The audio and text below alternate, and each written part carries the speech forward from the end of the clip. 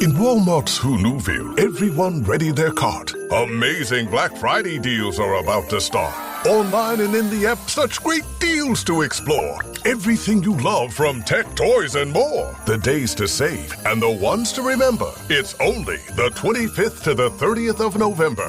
Set your alarms. Don't miss out. These deals are epic, without a doubt. The Who's are all ready, but are you? Walmart Black Friday deals await. Who knew? Oh, Hilton stay. Your beds are soft and cozy.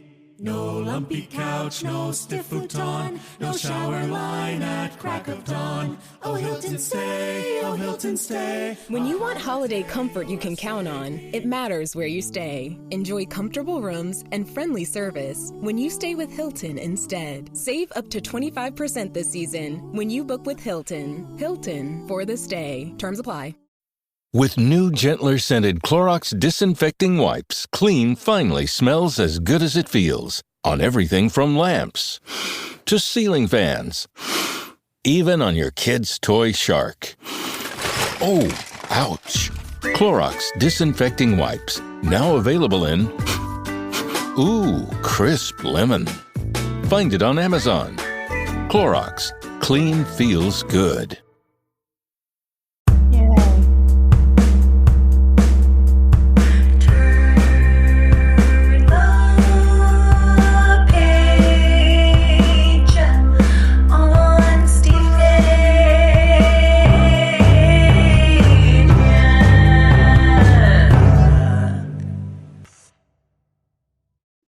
All right, we should get going.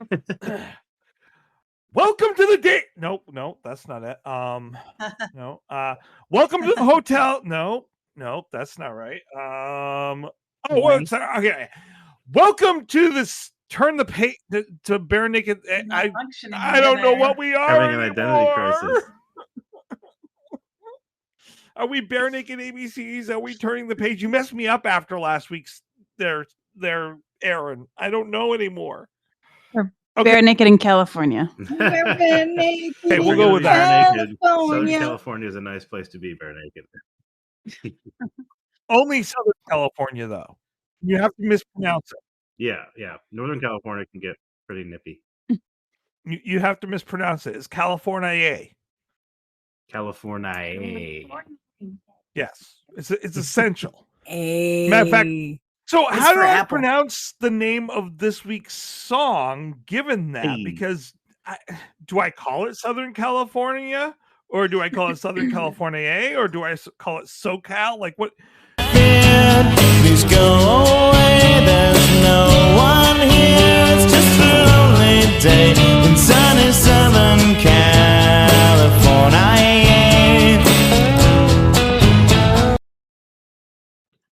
SoCal.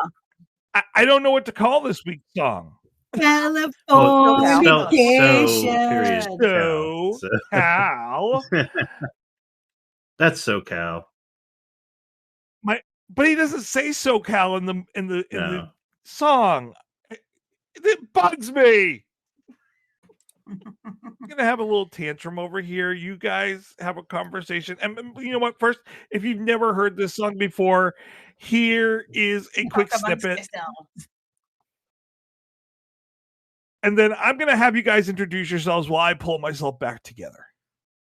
SoCal is not SoCalifornia or SoCalifornia. Talk amongst yourselves. Well, I have joining me tonight Heidi, Allie, Aaron, and Betsy. Welcome, all of you. Hey, good to be here. And Allie this week is taking the part of Betsy, I think, because she's giving me that look like I am so disappointed in your bad pun. Never. What? No. I was just looking down at my keyboard, and that's what it looks like. So I guess Somebody's I'll eating the actually. microphone. Oh, pupper. Sorry, I got hungry. The lapdog. Hey, my purse. Well, so let's discuss a little bit about this number 4 song on the Vanity Project. Again, I really don't honestly know how to pronounce the name of this song. Yes, it's written SoCal, but he doesn't say SoCal throughout the whole entire song. He calls it Southern California, which also really irks me. I don't know anyone that pronounces it that way, Steve. Is that I've heard a it that Canadian way. thing? Yeah, I've heard it that way, but California. Just in a loving way. yeah, it's Yeah. kind that of way. people just Yeah. being kind of cute with it. Yeah. I think actually probably locals are more apt to say that than SoCal. As far as I know, they don't like to say SoCal. I wish the I'd had locals. Stefan on this week because Stefan could have told me. I know. He's not in SoCal. I miss Stefan. Yeah, I hope he's doing okay. No. Although I did see something the other day in the store for NoCal. NoCal. I went to the low-cal calzone zone and got myself a low-calorie calzone. No. Yes, thank you. You and Ben Wyatt. I'll be in SoCal in a month. I'll be in San Diego. You heard that, everyone. Go visit Aaron while he's in Southern California. San Diego. I mean, I just doxed myself, but You it's a can see pretty the big city. I think I'll be okay. San-Diegoans. And I'm a very minor internet celebrity. I'd be kind of flattered if someone stalked me, honestly. Please stalk me, please. Well, let's not go that far. So I don't know how much he likes this song. He has only ever played it 14 times live. He played it 3 times live during the promotional tour, and then didn't touch it again until he started doing the live from home concerts in 2024 or 2020. And he's never played it in a concert in a concert hall since 2005. He's played it on live from home, but that's it. Yeah. So what I would I know. Fact check. I just saw that. Why is it talking about Steve Winwood? So 2 things. So first, Yes. Beach Boys, Yeah. Surfing USA. Okay. Uses California IA. So it is a very Maybe it was a tribute to that. popular trope in lots of songs in pop culture. It might have been, I'm trying to think, Beverly Hillbillies. I feel like they used it. So a lot of pop references. I think it kind of goes along with kind of that, Beach Boys, California as this vision. I know we're gonna get into this, but it's kind of that vision, like the go west young man, how people go to California. That's like chase your dreams out there. But I'll come back to that. As for saying that he doesn't like it, I don't think that the amount of times he plays it is necessarily accurate to his feeling on the song. I would agree. I mean, A, we don't know his feeling, but B, like Here Today and Yesterday, I would guess has not been played very many times. If, I'm sure at Live from Home, but probably never in concert outside of if he did like the Borders experiences. So I think that there are just some songs on the Vanity Project that don't Fair enough. get played very often, just like there's B&L songs never really Fair were enough. played live or were played live very rarely. Maybe it's just not a very I would agree. engaging song for a concert. Like it's not one that will get people going and get people lively, and so maybe that's why he doesn't play it live. I don't know about that either. But I mean, sometimes it's kind of a sad song. Like one of the nice things that we'll talk about is the juxtaposition of the music and the lyrics. But it's certainly not like the most optimistic of songs. So like, you might be like a mood thing, like trying to plan his set list, and then do I put that in there? It doesn't really fit in or whatnot. And you saying that, I think, as you say that, it reflects on something I wrote later on in my notes, which is there was a live version of this that was available from his Borders tour. And it sounds significantly different. It's not faster or anything like that, but without all the background instrumentation, it has a very different feel. And so maybe that has more to do with why I was thinking that maybe he doesn't do couldn't it. get the right backing for the song live, but we can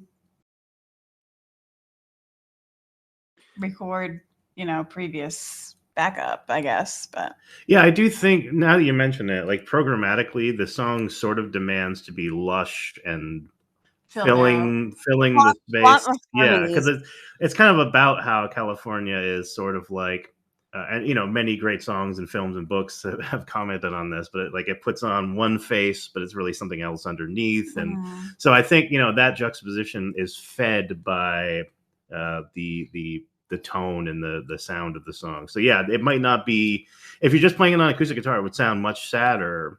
And I think that again, that juxtaposition of the kind of lushness of the music and the kind of sparseness of the lyrics, or the starkness of the lyrics, is kind of what makes the song special. So I'm not sure you could reproduce that unless you really are unless he has a full band and he's got multiple keyboards going and stuff like that, and kind of just making things really kind of a wall of sound. Beach Boys. I was waiting for you to say wall of sound. Yep. Yeah, I kind of was thinking that too, that there's some songs that just don't translate work as well, live because of the accompaniment. Well, like one of the notes I had about the music, I guess we can kind of go into the music, is that I feel like it's very ominous.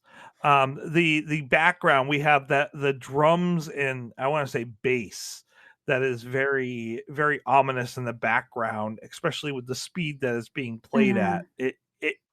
The beginning of this song just has this very dark feel, and the speed that it's at, even though it's kind of has this California surf rock kind of feel, the way that it's slowed down, what I wrote down was it feels like the song was recorded like a surf rock song and then slowed down.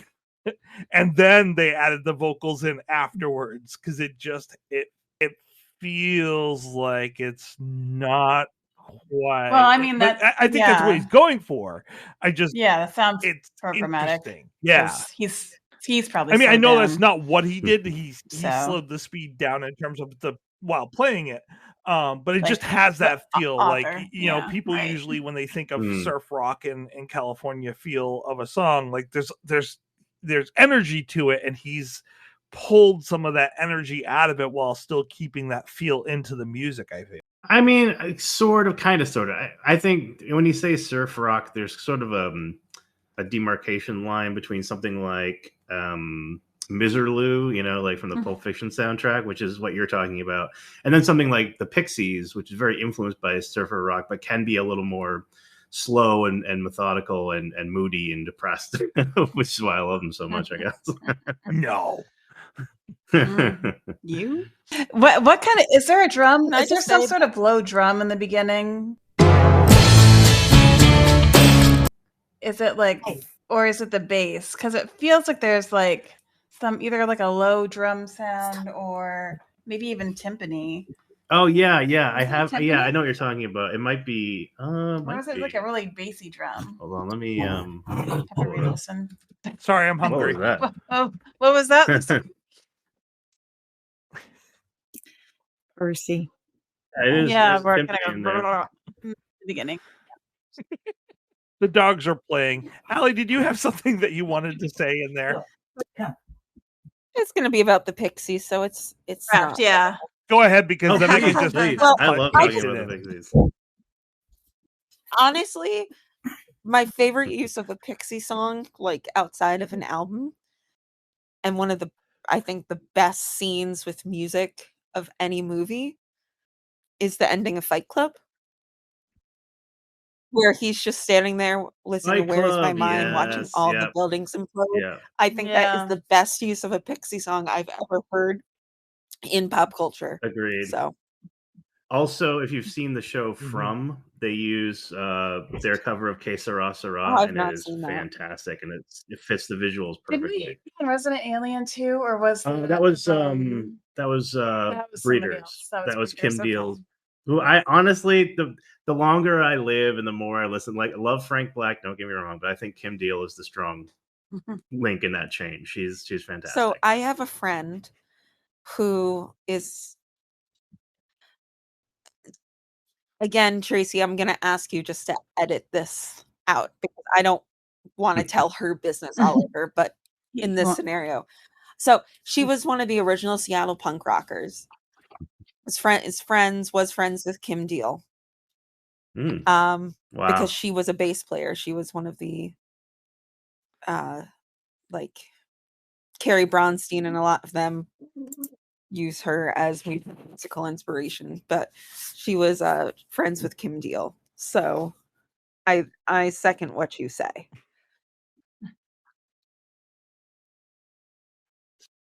Yeah, Kim is just an amazing, one of my favorite bass players of all time for sure, and a great composer as well. The real deal. She has, my friend, not to go off on a tangent, but like she knew like Kurt Cobain. One of her best friends is Duff McKagan from Guns N' Roses. The other is Eddie Vedder. Oh wow! Like she has some amazing stories. I won't go off. I remember asking her like before live, way back when, I was like, "Do you know Stephen Page?" And she's like, "No, is he new?" And I was like, "No."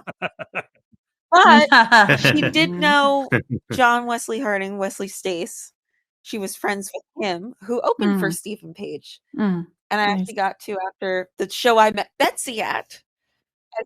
Yay! Long ago.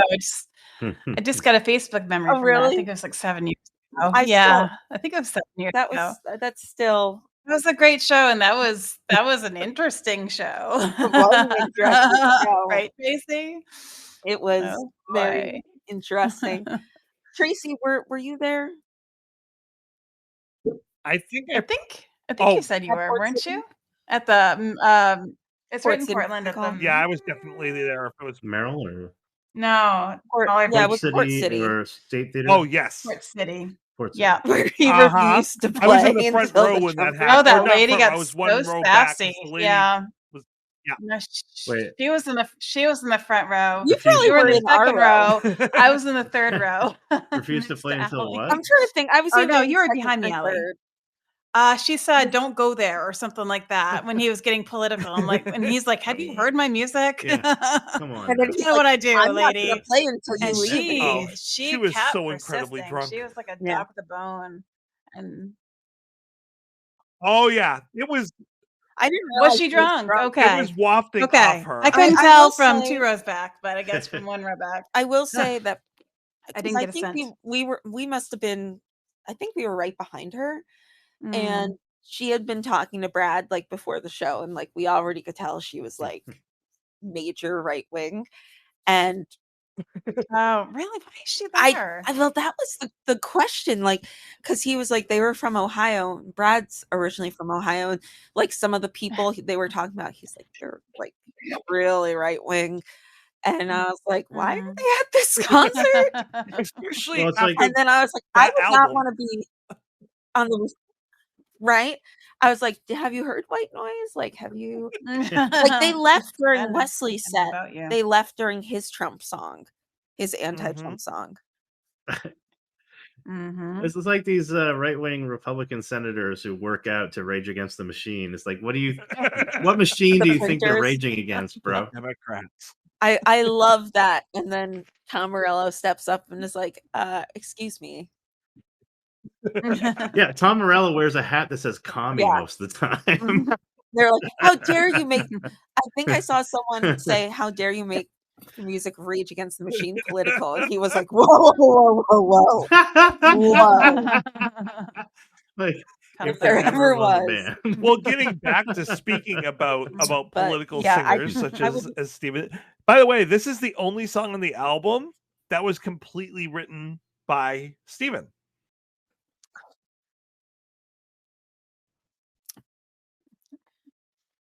The only song? Yes, discredited. So yeah, discredited Stephen. I found an article saying, and I've never heard this. I don't know if it's true. It's like a blog post someone made back in 2005 saying that this song was about people in an apartment building Stephen lived in when he was recording. I read that today on a thing too. Yeah, I guess that would make sense. Like he was people watching, or he was recording 2 albums for BNL. It was some of the notes that he had from watching the comings and goings of folks in the apartment building and people that he had met in the apartment. I've never heard that mentioned anywhere. I've never heard anything like that. I don't know if that's true. I'd love to like find the recording of that because it was someone that was at a show that said he said that. I just imagine. Well, I know like he's talked about, was it for Stunt in Maroon that they recorded out in LA? Yep. So I mean, that's, you know, it's kind of like we were talking about the surf rock, you know, influence with that kind of, instead of the Beach Boys idyllic. And he's obviously a huge Brian Wilson fan. Yeah. I mean, outside of the song, I mean, like just musically, he has a picture in his studio of Brian Wilson. They've met, yeah. Yeah. So, you know, I think it's kind of takes that, and, you know, my favorite line is this one's called Regret. It's the patron saint of Southern California. Yeah. Yeah. I love that. The bridge is always the best. When I was in high school, I went to a hippie school and we did a poetry class and we each had to present a poet. And so I chose Stephen and I brought this song. Wow. Community Project Awesome. had just come out and I brought this in. People were like, okay. I was like, no, guys, look at this. Look at this. I asked him back in the days of the BNL blog where you could submit questions. I asked him a question about Chorus Girl. He actually answered it. And I was like, oh, that's so nice. He read my words. So. He knows I exist. Yeah. He knows now he does know I exist. I've made. So wait, if he wrote yes, this much in reference to watching some people that were coming in and out of apartments in LA around the Stunt Maroon time, my theory actually works. I think this song is about Stefan. He was out there at that time. I think this song is about Stefan. Well, clearly that's a direct chasing link. his dream for acting, and it did not go as well as he had hoped. He had some minor success, but it did not go as he had hoped, and I can see a lot of loneliness, and did end up coming back here. And I'm right. Stephen, I will not allow any other truth to be told unless Stephen says otherwise. This song is about Stefan. No, okay. Well, that's that. Stefan, we know you listen. Come on the show. Do we care to break down the song? Sure. All right, let's break it down. So Southern California, or Southern California, or SoCal, was recorded in the key of A major at approximately 110 beats per minute. And it mostly consists of an A section. There is a B section, but for the most part, the chords you're going to hear are A major to E major to F sharp minor to D major to A major to E major to A major. So it's 1 5 6 4 1 5 1. Very classic. Very classic. You know, that's all over the board. Kind of chord progression. Not classical, my friend. Classic. Yeah, it's a classic. And after there's a guitar solo, which I think sounds kind of Lynyrd Skynyrd-y, both in the tone that he achieves on the guitar and somewhat to the content, although it's not as shreddy as Skynyrd stuff. But there's this kind of like Freebird / Tuesday's Gone feel to that solo. But after the guitar solo, it's A major, E major, F sharp minor, D major, A major, E major, F sharp minor. So it doesn't resolve. Instead, it goes up to the F sharp minor, and then it goes back to A major to E major to A major. Now, on the bridge, this is where it gets really interesting. I perceive this as we're shifting up to D major with some borrowed chords. What's your take on that, Heidi? I would agree with that. Oh, you're muted. Okay, there you go. Yeah, it's really interesting. It's got D major to A major to A7, the dominant, which I thought was cool. And then you go D major to A major to F minor to G major, and then G minor, and you get that nice little descent, which I think is really beautiful. And then D major to A major to D major. And then from then on, the song is essentially has become in D major. So we go through the A section again, but this time the tonic is D rather than A, which and you can hear Stephen really reaching with his upper register, and it gets really, really dramatic. It's really pretty song. You basically got the intro, which is A section, verse 1 A, verse 2 A, guitar solo A, verse 3 A, and bridge is B, verse 4 is A, but this time it's up a fourth in D major. Anything that I missed, Heidi, or you'd like to add? No, that's pretty much exactly what I had. I was curious as well about that move into what sounded more major or more bridge, rather. The put your hand in mine, that part. So I think you got. Yeah, I think you're right. I can't really think of. I mean, it's however you chose to classify it, whether you said it was some kind of mode or something. There's going to be non-diatonic chords because you've got a major and a minor on the same chord. You know what I mean? So it's got those transitional chords, which I think is really nice. Again, anytime you have I'm a big sucker for keeping all the notes the same except for one and moving up or down chromatically. I think that's really beautiful. Explain to me. Expliquez-moi. The transitional line. By the way, I real quick, I love the notes that popped up at the bottom of the screen. Oh, is that where you were laughing at? I wasn't. I thought you were laughing at my analysis. The line that came up at the bottom, and I'm never going to trust that necessarily the facts are facts again. Name drop: Leonard Skinner is the lead singer of Leonard Skinner. No. Well, it also incorrectly corrected me about Tom Morello's commie hat. I saw that. Tom, we know you listen. Come on the show.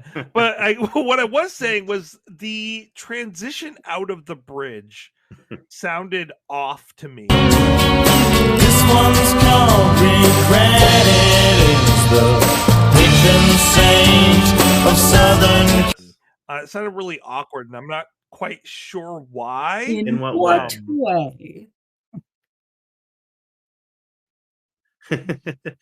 Yeah, actually, for me, I thought it was a really great transition. I thought it was so natural. I almost didn't realize that we had shifted up when we went back to the verse, that we were now essentially modulated or key changed up.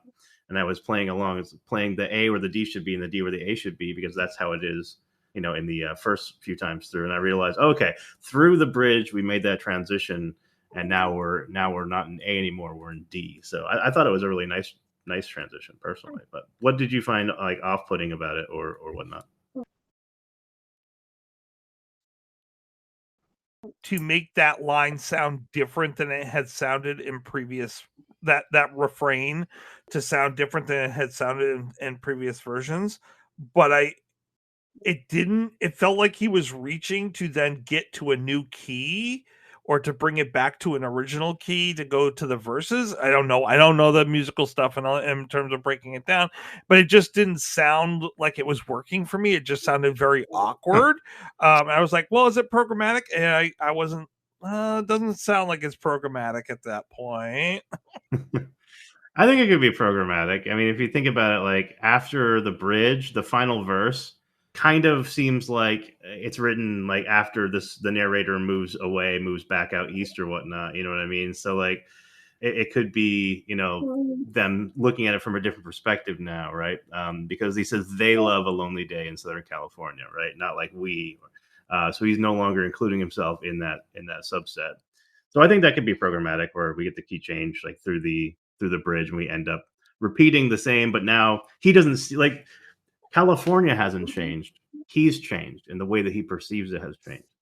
Yeah. Yeah. Yeah, Tracy. Yeah, boy. I mean, that's just my 2 cents, but did I convince you? Unswayed. No, it's more of a sound thing, and that once I have a thought on the sound thing, like I'm not. Well, at least there's no beeps and boops. Yeah. Change.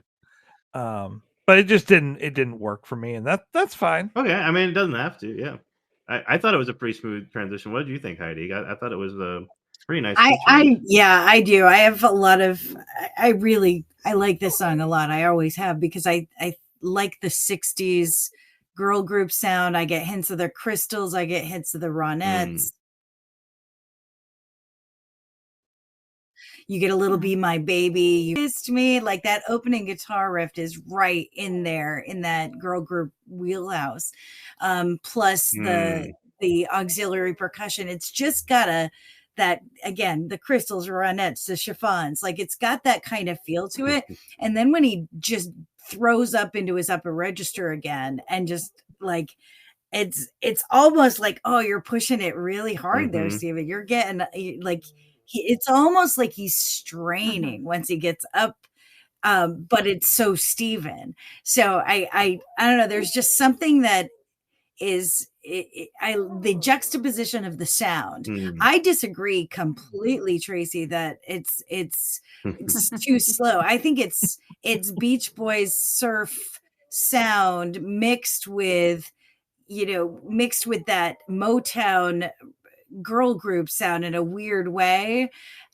Between, like, the tone of the guitar is very reminiscent of the opening riffs in he walked up to me and he asked me if I wanted to dance. If you remember, down, down, down.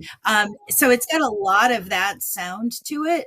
And the juxtaposition of that sound with the lyrics is it's not all sunny California. It's that great juxtaposition. So I really love the feel of this song. It's very different for me from what I'm used to from him. So but the lyrics kind of I know what I'm trying to say. The lyrics kind of take away from all of that, like that surf sound. It's like, again, you're covering up everything because it's California. It's beautiful people and beautiful beaches and beautiful this and beautiful that, but it's also broken dreams and a lot less. I keep thinking of in Pretty Woman, where he's like, "What's your dream? You got a dream?" Because LA and Hollywood is where a lot of dreams go to die, frankly. And the percentage of people that are successful are very slim when you go to California to be a star. It's like going to Broadway. The odds of you being a star on Broadway are very, very slim. But it's also California. It's, how many songs have been written about California? California, here I come. Like, it's the land of the California girls, and all of that imagery that we get through song and through, movies and, just pop culture references in general. Plus you have the Beach Boys. Yeah. I mean, what's the first band you think of when you think California? You think Beach Boys, you think California. Wish they all could be California girls. So it's got that image, but then when you start to peel back the layers and you're like, yeah, there's a lot of issues everywhere, but there's also a lot of really, again, the broken dreams and what could have been and what never was. And, conspire against us all because they have a lonely they love a lonely day, and that's so interesting. It's not a lovely day in sunny Southern California. It's a lonely day, because even though there's so many people are very, very alone, just trying to figure out what their next move is going to be. So it's kind of it's very dark, and yet right at the same time, it's that juxtaposition. That speaks also, I think, to, I think in California, you've got a lot of people who want to appear very laid back, very relaxed, but they're busting their hump. They're doing everything they can to try and make their dream work, whatever. So you've got these really sweaty, really, really, completely invested and super anxious, probably, people who are just like, oh yeah, that's cool, man. So like, I think there's that dichotomy, there's that Janus two-faced god thing going on there as well. But to add to what you said about the Beach Boys, this song made me think of the album California by Mr. Bungle, which was certainly very, very influenced by the Beach Boys as well. And if you haven't heard that album, if you're listening, go check it out. It is their most accessible poppy album. And for Mr. Bungle, that's not very accessible or poppy, but compared to their other stuff, it's very good.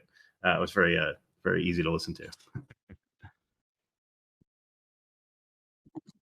Fact check, spot on. Oh, you've been quiet, and that's amazing. You're important. Try back again. Your opinion is important as well. What are you thinking? Me? I like it. Thank you for all of your information. I like how I like how programmatic it is. I like, like the feel of the music is matching the lyrics, and it's kind of wistful. And I just, I think it feels like he's, I've said this before, but it seems like he put a lot of time and work into this. He's thought this through about how he feels, and this is his vanity project. So this is him getting to kind of entertain some of the stuff that he's been wanting to get out for a while. So I just really like the observation of it, the people watching observation, and I think that's a very good song. And Allie, what about you? Allie, I just wanted to say I just saw your Mountain Goat shirt. Awesome. Love it. Yay. John Darnielle, we know you listen. I'm actually going to see them tomorrow night. So, awesome. That's not why I'm wearing the shirt. It was a clean shirt after I changed out my school clothes. But I do love me some Mountain Goats. Yeah, for sure. Yeah, no, I've always really liked this song. I think it has a lot of layers to it. I think kind of what we already have mentioned, but the kind of surf rock vibe. And there was a time when I was 19 and thought about moving out to California to try to chase my dream, whatever that dream was. I don't know, but I think like we all kind of have that moment. And for most of us, it ends up inevitable. You come back kind of with your tail between your legs to the East Coast. Everyone that's listening to this from California is probably calling me names right now, and I'm really sorry about that. Some of us can't cut it out there. Too much traffic. But I think this is just a really lyrically put together well. Like I said, I love the patron saint. The regret is the patron saint of Southern California. Like, yeah, I love that because there's so many artistic pieces, whether it's music or movies, television, books, that all kind of deal with that like idea of regret. And Steven did a version of one of his songs. I think it's Here's What It Takes. The version from his now not, well, I don't want to call it a defunct musical, but musical that's not being performed. And he used the line, I don't have any regrets, but there's a few things I'd rather forget, which I love that. But I think it's nice. Speaking of which, Steven, you know that we want to put on the show. We will put it on up here in Maine anytime. Just reach out. We will make it happen. I think he said it's going to take at least $1 million to produce. Which is well, if I had $1 million, if I win the lottery ever, I'll be like, okay, like, so what are you doing with your money? I'm like, I'm gonna produce a musical. But I think it has that like quality, with a lot of his lyrics where it's both optimistic and dark, but I think that it's a really enduring theme, especially in media, about trying to be in like LA, trying to be in California, trying to chase those dreams. Like everybody seems to always have a regret. Despite the Snickers commercial. Is that the one? Oh no, with the Milky Way. No regrets. No regrets.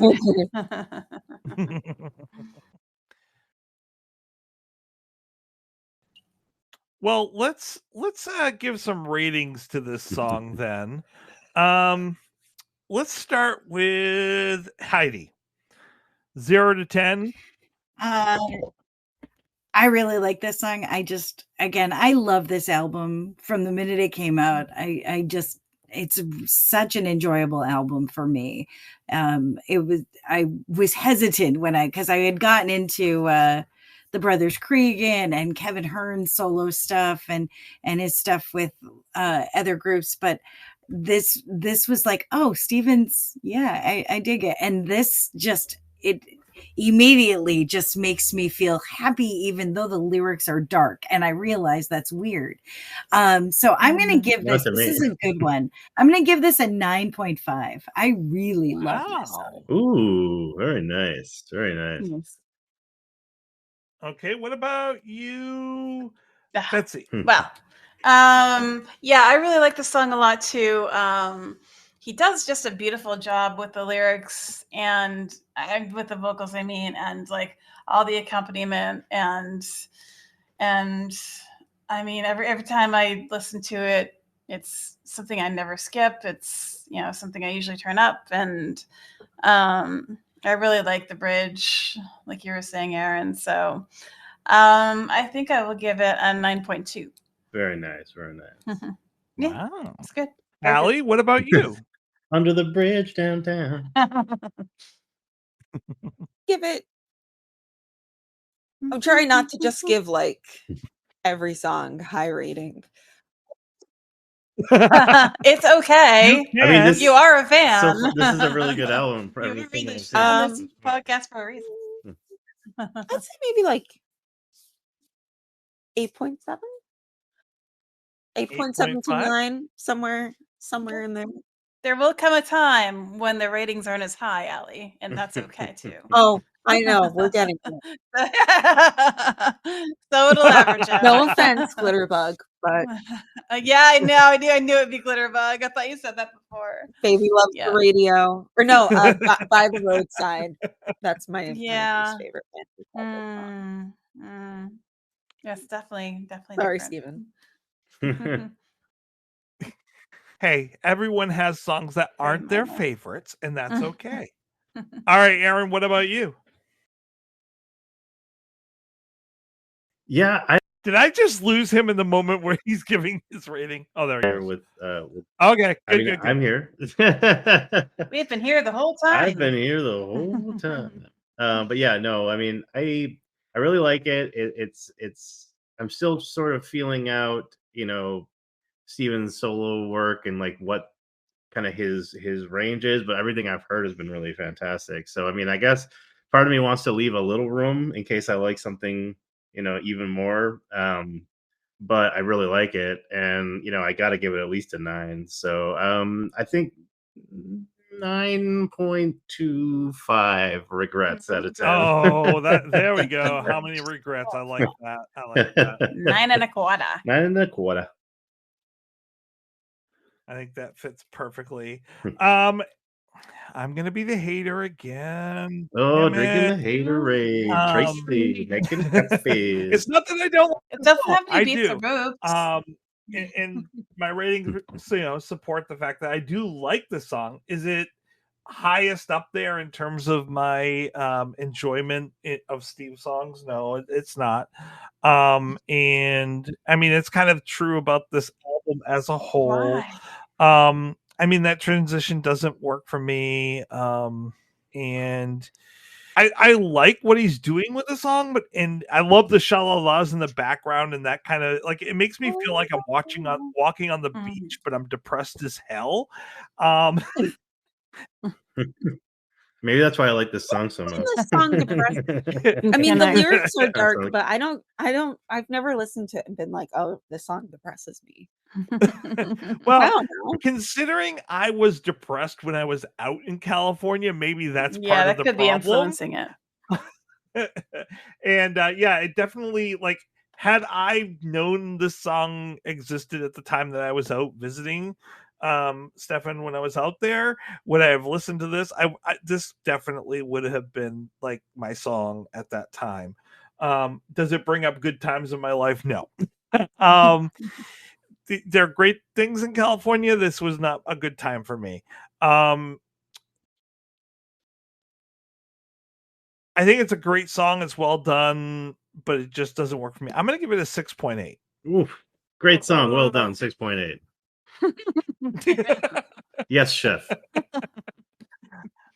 I will say that when he played it, the live version that he did, he was playing the harmonica to intro this song, and then like at times he was playing the harmonica and the guitar at the same time, and I was like, oh my gosh, Steven, I like so incredibly am amazed and impressed by you to be able to do two instruments at the same time. Like, that is Kevin level right there. Bob Dylan stuff. Yeah.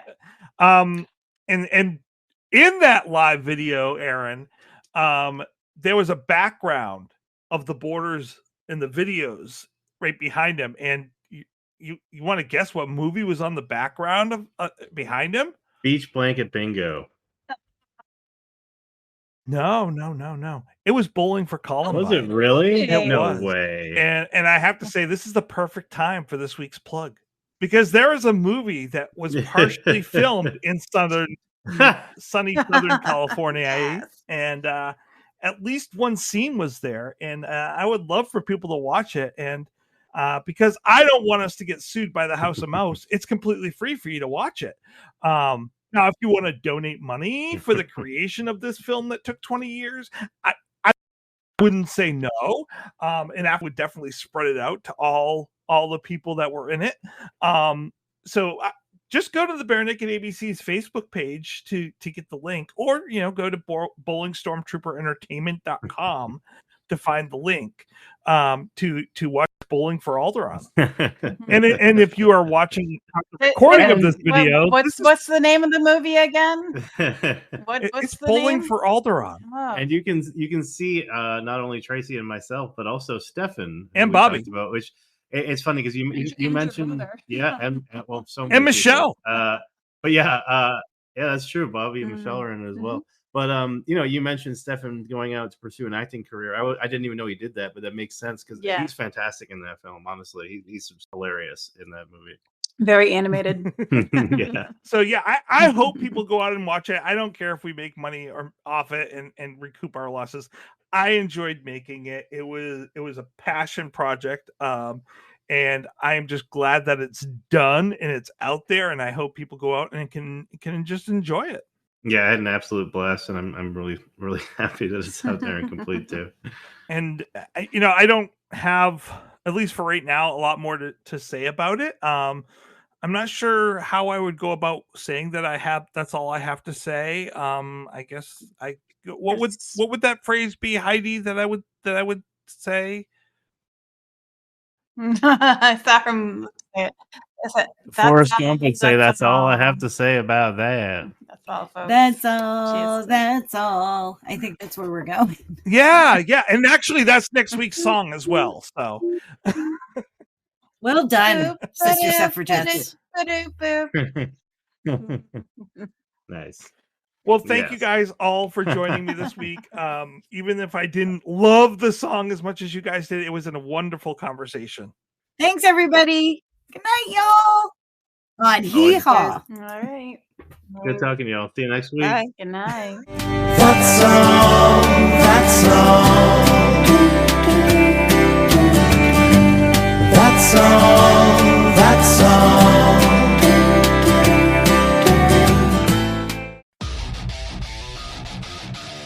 Hey everyone, Brian Slagle here, founder of Metal Blade Records. You know, I spent my whole entire life trying to make metal history, make metal better, and promote metal as much as I can. And now there's a brand new way for you to test your metal knowledge and relive those iconic moments. It's called Metal Mondays, the official metal trivia game from Metal Blade and Pantheon Media, and it's free to play right now. Every Monday, a new game drops. From Slayer, Supremacy, Death, Metal 101, 80s, Metal Blade Classics, and tons more. You'll battle it out on the leaderboards, win killer prizes, and even score some exclusive Metal Blade merch. So if you think you know your riffs, your legends, and your deep cuts, prove it. Download Hit Replay on the App Store or Google Play, or head to metalbladerecords.com/Metal Mondays and start playing today. Because in metal, there's no off days, only Metal Mondays. Metal Mondays. Play loud, play true, and play to win.